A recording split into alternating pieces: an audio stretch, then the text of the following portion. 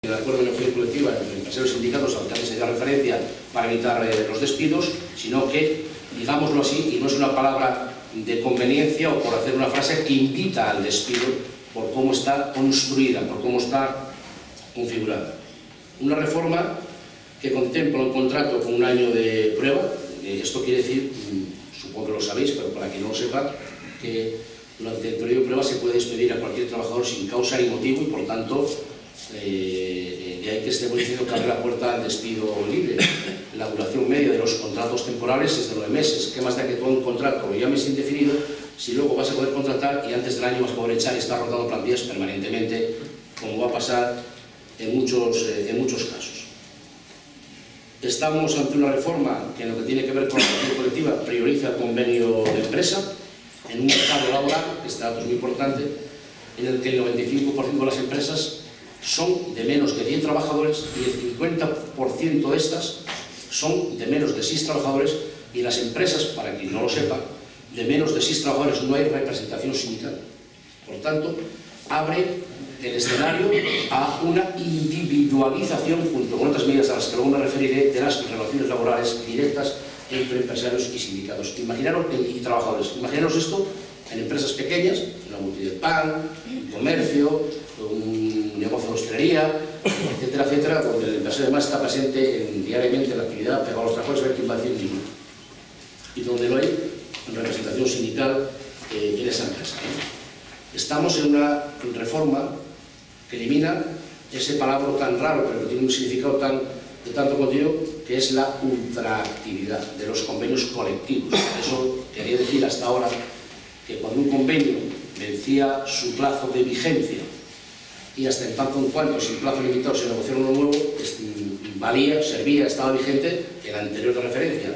Ahora, si pasados 2 años no hay acuerdo entre empresarios y sindicatos, y es fácil que alguien lo pueda bloquear cuando quiera, ese convenio o se referencia en un convenio sectorial de ámbito superior, o puedes ir, si no, a legislación básica, es decir, incluso estatuto de los trabajadores, salario mínimo interprofesional.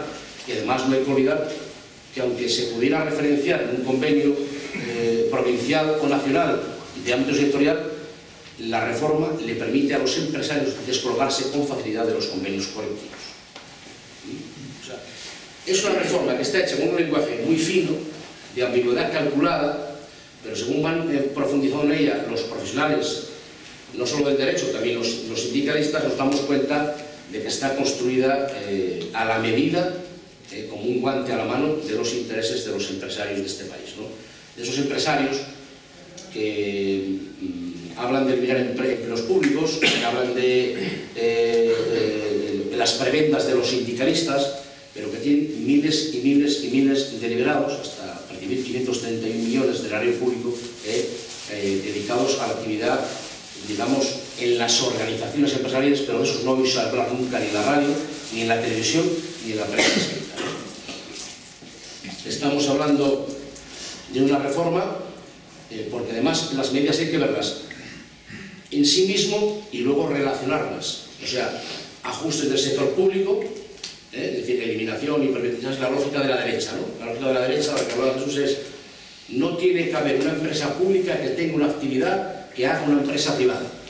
Modelo económico y modelo social, liberal y no liberal. Pero bueno, cada uno sabe lo que... Y si no, pues las personas que votaron pues ahora van a ir sabiendo poco a poco lo que votar. No va a ser el cabreo legítimo, por otra parte, en mi consideración, por el Partido Socialista y sus reformas también, hasta mientras estuvo gobernando, ¿no? Por tanto, ¿qué hace esta reforma? Abre también la posibilidad de presentar expedientes de regulación de empleo, recuerdo y reitero, sin autorización administrativa, para los empleados públicos laborales, no para los funcionarios, que tienen un estatus legal diferente, pero es que los empleados públicos laborales en el conjunto de las 3 administraciones, la general del Estado, la autonómica y la local, suponen el 60% de las plantillas. Por tanto, se adapta también los ERES para que en las administraciones públicas se puedan actuar sobre el empleo para ajustar los déficits y los costes que las mismas tienen. Se reforma un contrato de tiempo parcial, abriendo el espacio a las horas extraordinarias, de forma y manera que se flexibiliza para los empresarios y se precariza para los trabajadores y sobre todo para las trabajadoras, porque la mayoría, más del 80% de las personas que hoy hacen uso del contrato a tiempo parcial son mujeres, y no en la mayoría de los casos porque eligen este contrato para compatibilizar la actividad laboral con la conciliación de la vida laboral y familiar o para hacer otras tareas, sino porque es uno de los contratos a los que tienen acceso, mientras que este contrato solo utiliza un 4% de los hombres. Solo un 4% de los hombres. Por tanto, es una reforma que va también contra las mujeres, igual que va contra los parados, que va contra los empleos públicos y que va contra los jóvenes. Se privatiza en la práctica el servicio público de empleo en favor de las empresas de trabajo temporal. Se avanza en una idea en relación con el asentismo. Esto suele impactar gente, salvo que ya lo conozca, ¿no? Hasta el punto que se persigue el asentismo de forma manera que la nueva reforma permite que un trabajador es causa de despido procedente 2 bajas alternativas que supongan 9 días en un periodo de 2 meses. Alternativas. Y, lógicamente, se trata a los desempleados de manera discriminatoria y luego, en opinión de algunos empresarios, como delincuentes. ¿Por qué razón?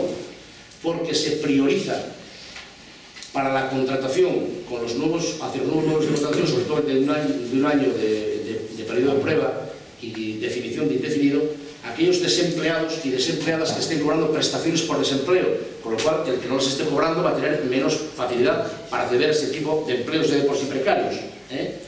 Y además se bonifica a los empresarios con la prestación de desempleo que está percibiendo el desempleado, además de otro tipo de exenciones.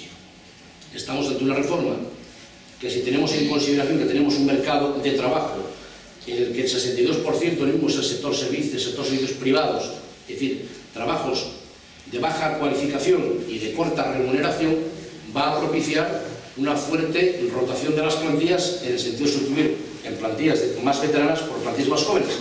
Si me cuesta mucho más barato despedir y por contratar a un joven que está percibiendo prestaciones, encima de recibir una ayuda económica más una exención en las cotizaciones a la seguridad social, igual hago hasta casi negocio. Por tanto, eso va a acontecer, esto no es demagogia, ¿no? Por tanto, termino para no